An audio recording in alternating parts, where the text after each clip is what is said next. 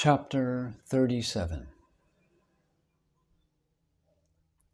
In this chapter, Hemadpant, after making some preliminary observations on points of Vedanta, describes the Chavadi procession.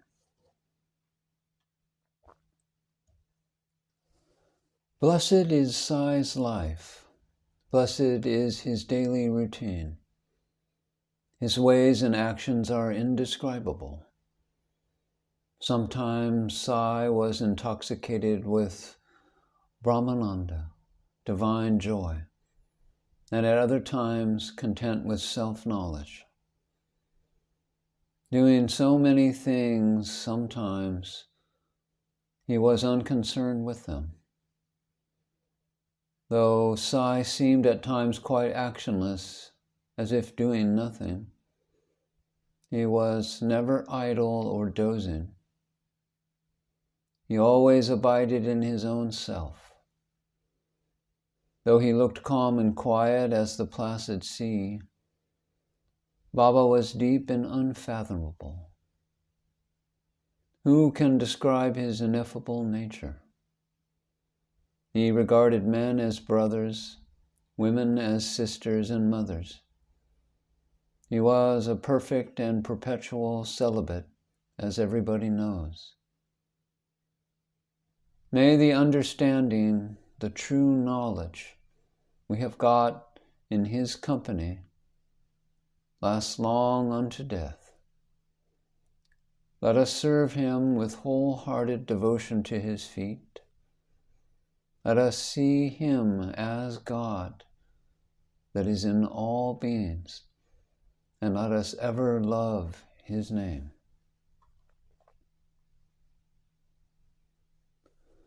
Hemadpant, after making some lengthy dissertations on some topics of Vedanta, which he himself considers as a digression, goes on to describe the Chavadi procession. One day, Baba slept in the masjid, and on the next in the Chavadi, a small building containing a room near the masjid. This alternate sleeping in both these buildings went on till Baba's Mahasamadhi. From 10th December 1909, devotees began to offer regular worship to Baba in the Chavadi.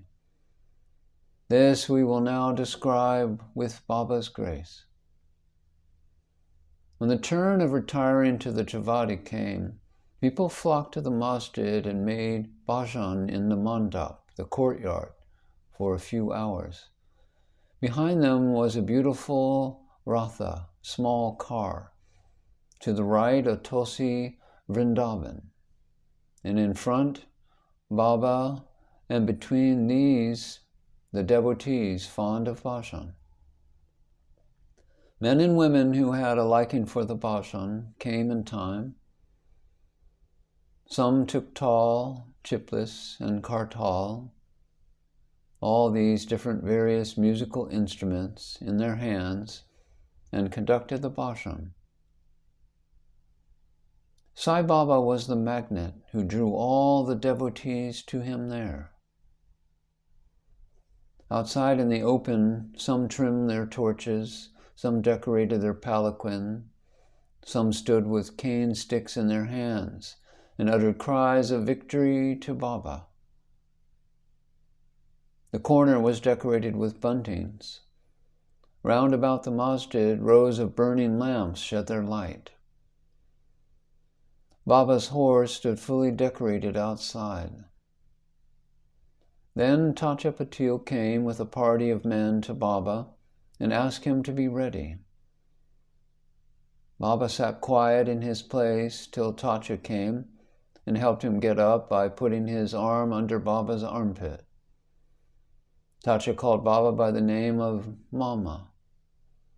Really, their relationship was extremely intimate. Baba wore on his body the usual kafni, took his short stick under his armpit, and after taking his chillum or tobacco pipe and placing a cloth over his shoulder, became ready to start. Then Tatya threw a golden embroidered beautiful shawl over his body. After this, Baba, moving a little the bundle of fuel sticks lying behind his right toe, and then extinguishing the burning lamp with his right hand, started for the Chavati. Then all sorts of musical instruments and band and horns gave out their different sounds, and fireworks exhibited their different and various colored views and hues. Men and women singing Baba's name started walking, making bhajan to the accompaniment of the veena and other instruments. Some danced with joy and some carried various flags. The baldars announced Baba's name when he came on the steps of the masjid. On the two sides of Baba stood persons who held chavaris and others who fanned Baba. On the way were spread folds of klo on which Baba walked. This klo is like a type of cloth being supported by the devotees' hands. Tatya Patil held the left hand and Malsapati the right, and Bapu Sahib Jog held the umbrella over Baba's head. In this fashion, Baba marched on to the Chavati.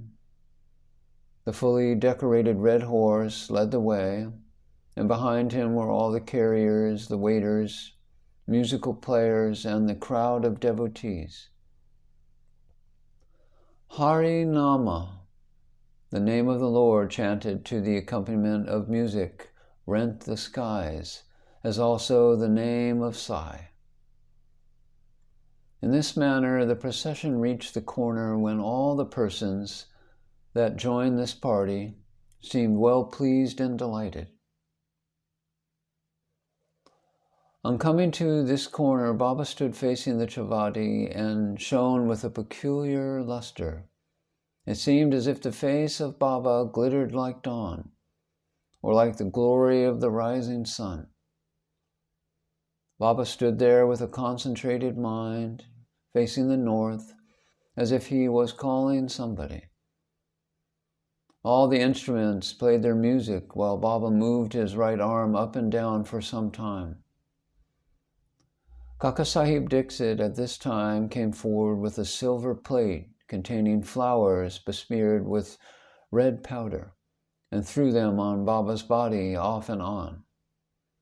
The musical instruments played their best at this juncture, and Baba's face beamed with a steady radiance and beauty, and all the persons drank this luster to their heart's content. Words fail to describe the scene and splendor of this occasion.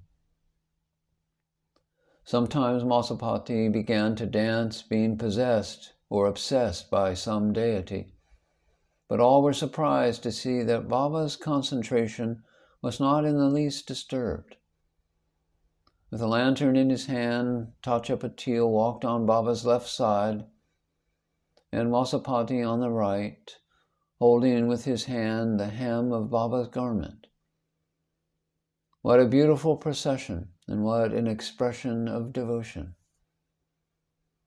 To witness this, men and women, poor and rich, flocked together.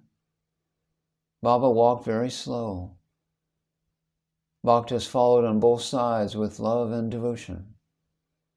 With joy pervading the whole atmosphere of the place, the procession reached the Chavati. That scene and those days are gone now. Nobody can see them now or in the future. Still remembering and visualizing that scene and sight, we can bring solace and comfort to our minds. The Chavati was also fully decorated with a good white ceiling, mirrors, and many sorts of lamps. On reaching it, Tatya went ahead and spread an asan and placed a bolster made Baba sit there, and made Baba wear a coat. Then the devotees worshipped Baba in various ways. They put on his head a crown with a tuft above, placed garlands of flowers and jewels round his neck, and marked his forehead with muks, mixed vertical lines, and a dot, as Vaishnava devotees do. And they started at him for long to their heart's content. They changed Baba's headdress now and then and held it aloft on the head, fearing that Baba might throw it away. Baba knew the heart of them all and meekly submitted to all their methods without objection. With these decorations, he looked wonderfully beautiful. Nana Sahib Namonkar held the umbrella with its beautiful pendants, which moved in a circle with its supporting stick. Bapu Sahib Jog washed the feet of Baba in a silver dish and offered the worship with due formalities, then besmeared his arms with sandal paste and offered tambul or betel leaves. Baba sat on the asan, while Tachi and others kept standing and falling at his feet. When Baba sat supporting himself against the bolsters, devotees on both sides waved chamars and fans. Shama then prepared the chilam and handed it over to Tacha, who drew a flame out of it by his breath and then gave it to Baba. After Baba had his smoke, it was given to Masapati, and then it was passed round to all. Last was the inanimate chilam. It had first to undergo many ordeals of penance, such as being treated by pot makers, dried in the open sun, and burnt in a fire, and then it had the good fortune to get the contact of Baba's hands and his kiss. After this function was over, devotees put garlands of flowers on Baba's neck and gave him nosegays and bunches of flowers for smelling. Baba, who was dispassion or non-attachment incarnate, cared a fig for all these necklaces of jewels and garlands of flowers and other decorations. But out of real love for his devotees, Baba allowed them to have their own way and to please themselves. Finally, Bapu Sahib Jog waved the arati over Baba, observing all formalities, while the musical instruments played their auspicious tunes. When the ceremony was over, the devotees returned home, one by one saluting Baba and taking his leave. When Tacha Patil, after offering the chilam and the rose water, stood to depart, Baba said to him lovingly, "Me go if you like, but return sometime at night and inquire after me."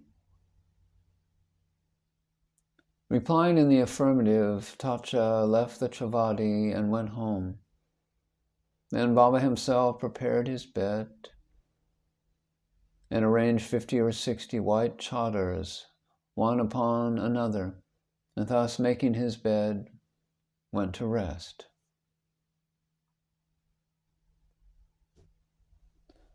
We shall also now take rest and close this chapter with a request to the listeners that they should remember Sai Baba and his Chavadi procession daily before they retire and go to bed. Bow to Sri Sai. Peace be to all.